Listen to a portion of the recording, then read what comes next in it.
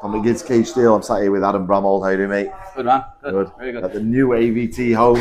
This is our first visit here, so Yeah. It's been interesting to look around the new place. How are you finding the new home? Yeah, I like it. It's, it's like a space of our own now. There's just us.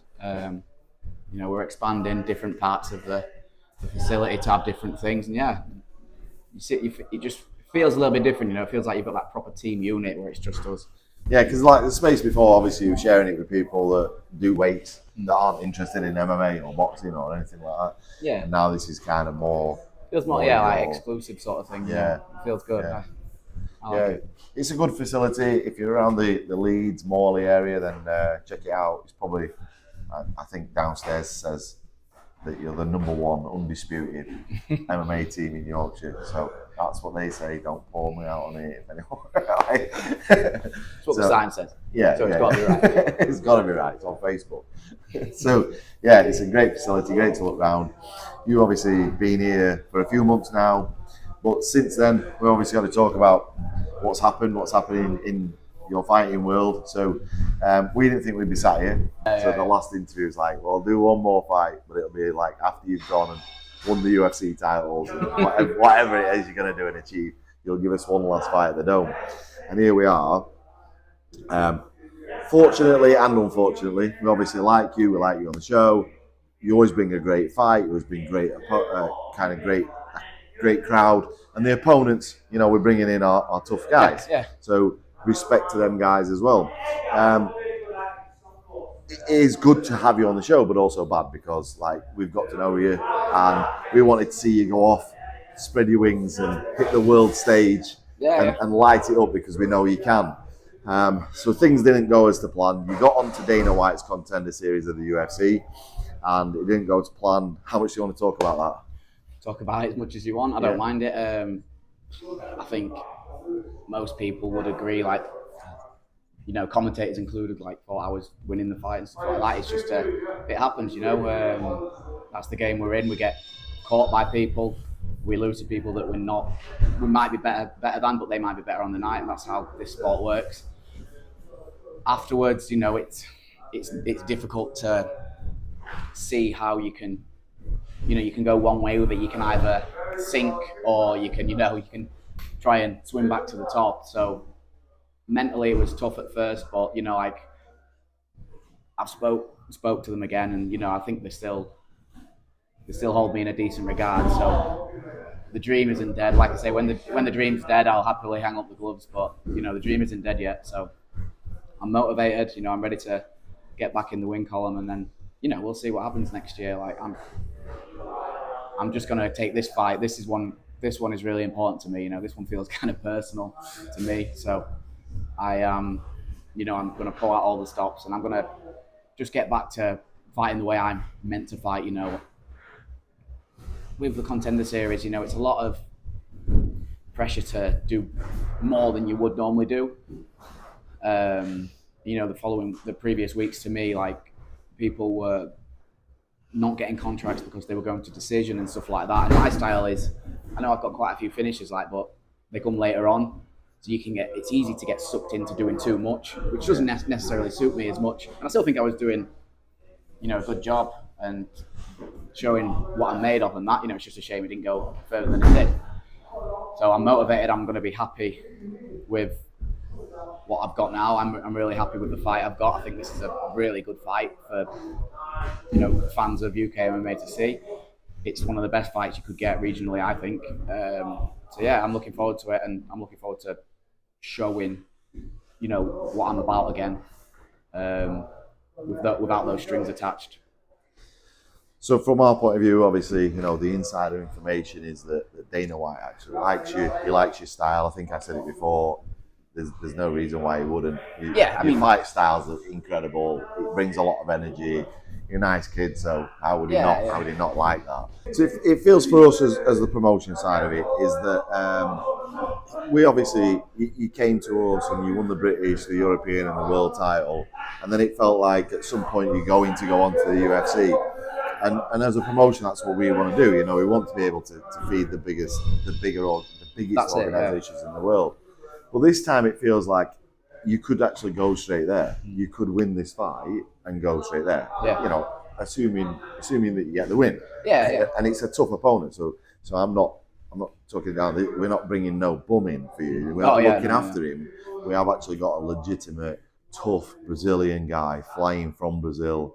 Yeah. You know, he's and that's it. Like, I didn't want to, you know, because how to put it, it kind of felt like, you know, you've had that opportunity and you've fallen short, and then like you could easily go for the easier option of fights, or you could pick like I got offered a few guys, and like we picked the hardest one, we picked the best one, yeah. So that's this is how it is, and that's why it needs to be a good win, because I'm not. Yeah.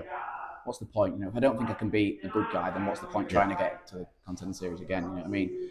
So it did feel at first like, you know, like you go in not back to your comfort zone, but like back to your ex. You know what I mean? Like you feel like you're going back to your ex a little bit. But I said to Danny, I said, listen, the best fight option at the moment is that, and that is a good opponent and all that. So this is what we need to be doing. You know, so I'm really happy with it. To back that up, obviously we did offer numerous guys. We were on the hunt. Alex was all over the world, literally looking for opponents, and the word was, it's no bum, it's no just to get a win. It's that Adam and his coaches and his management want a tough fight. I think this guy's 10-2 or something like that. Yeah. He's a proper, legit, tough Brazilian guy. It is a proper, legit fight, and I know that on that night, your fans are going to be really pulling you through. I know it's going to be a nervous night for your fans. Yeah. Like it, especially for yourself as well. You know, I kind of feel that this time. Like I feel like. Yeah, that's what I mean. It feels personal, this one, to me. Yeah, you know, we obviously, as a promotion, we've got to sit independent. So, we're bringing this guy in, and we've got to treat him as well as we treat you. But I get the feeling from all the stuff, all your fans and what you're posting and stuff. I really get this feeling of like the nervous energy that's involved in your fans. Yeah, I imagine and what they're going to bring to. I imagine they'll feel like that. I mean, they tend to feel like that a bit anyway. A lot of them. Yeah. I mean, most of them, they know me, and I'm obviously on fight night. I'm probably the most relaxed person you've ever met. Yeah. You know, I always get pulled up at the medical, like your heart rate's really low. Like it shouldn't be this low on a fight night. You know, it's I don't. But you know, you've got to try and. I'm not a nervous person when it comes to fighting. I don't really feel much at all. But yeah, I think there will be that from them. Yeah. You know, which will create an incredible atmosphere. Yeah. And you know, every time you fought on the show, it's been a crazy atmosphere. Yeah, I do better with them behind me. Yeah. I do better with people screaming at me. You know, a lot of people will have that, and they'll get too excited, and they'll be like, oh my god, yeah.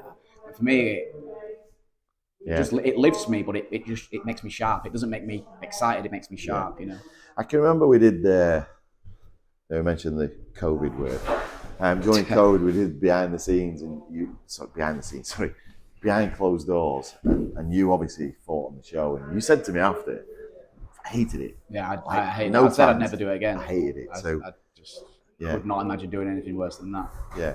But yeah.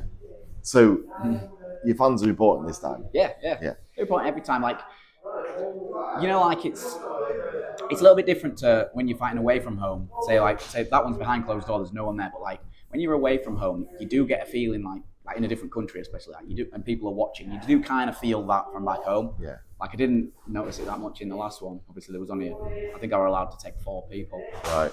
And I didn't give them to anyone I knew really, apart from one of the guys that I've been training with. So it wasn't as bad because you kind of know that their eyes are on you. Do you know what I mean? But yeah, that noise is like when you get second, third round. That noise from the crowd is just. But for me, like I say, it keeps me focused and sharp. It doesn't make me jittery, you know. That's good that you're able to stay like that. I have obviously, on the night, I can see and be around your fans, and there's definitely some nervous energy there. But it, like I said, it makes for a good atmosphere. Yeah. So but it's a kind of step back, but sometimes it's sideways move. Maybe, to go back. The opponent's just as good as anyone I could have got there anyway. Absolutely, probably better, you know. Yeah. I know I lost, but it's a different kind of style of fight and opponent. This guy's style's good, he likes to be on the feet as well. Like I'm gonna really go back to testing myself against a striker as well, and it's gonna mean a lot to me to get through it and win. you know, and I feel it as well. I can just feel it in my skin, you know, like how I feel about the fight and stuff like that. Yeah. I put a post the other day saying like it's going to be like when Rocky goes to Russia. I saw that. Yeah, that's how it feels, you know. I'm kind of like head on with it, you know. I'm not being as productive socially, maybe on social media and stuff like that. I'm just doing shit, you know. Yeah. I'm just doing stuff. So if you know Adam, obviously he's not going to be posting as much this time. But I'll try. It's just, you know, just focus on me. yeah. So you won't see as much of him, but if you're there on the night, you'll see an incredible amount of him when his fans are going crazy. So hope you can support him. World title on the line against a really tough Brazilian. This isn't a guy who lives in Leeds that's called Santos.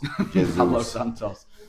His name's written as Jesus. We don't know if it's Jesus or we'll get to find out his exact pronunciation. But yeah, feels like it's the second coming of me, this fight. So yeah, we'll go yeah. Christ the Redeemer. Lazarus. So we'll see if it's redemption on the night. Listen, Adam, thanks for taking time out of your training. We know that you've got a busy schedule. We know that you're training like Rocky and Russia. So listen, mate, thank you very much. Appreciate it. Thank you. I appreciate it. Good luck for the few weeks. So yeah, check out the world title fight, Adam Bramhald, down at Doncaster Dome on the 7th of December. Don't miss this. It's going to be crazy action.